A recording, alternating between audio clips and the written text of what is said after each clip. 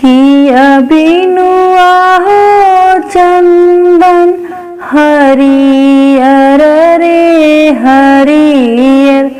किया बिनु आहो चंदन शीतला बतास। किया बिनु आहो चंदन शीतला बतास। डाढ़ बिनु आहो चंदन हरियर रे हरियर। पता बिनु आहो चंदन शीतला बतास। पता बिनु आहो चंदन शीतला बतास। सेही तरह उतरले समधिया अपना समधि।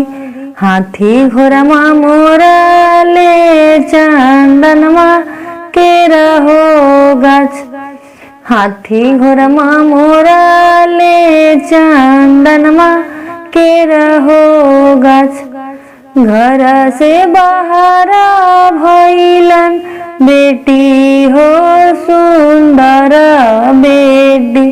काहे जी पापा बोला लाले निराधनमा के रहो बोल। काहे जी पापा बोला लाले निराधनमा के रहो बोल। सह पापा आजू के रहो रतिया। होते भीनु सर्वाजी पापा जय तो बरियात। होते भीनु सर्वाजी पापा जय तो बरियात। गैया जे हकड़े दुहने के रहो बेरिया।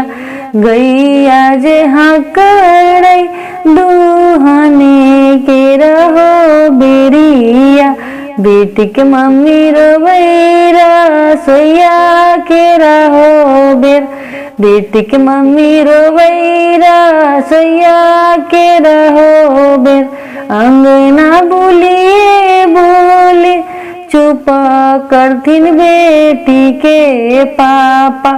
कनहु न देखियो हे धानी पूर्वा झांझकार। कनहु न देखियो हे धानी पूर्वा झांझकार। किया बिनु आहो चंदन हरियर रे हरियर। किया बिनु आहो चंदन शीतला बतास। किया बिनु आहो चंदन शीतला बतास।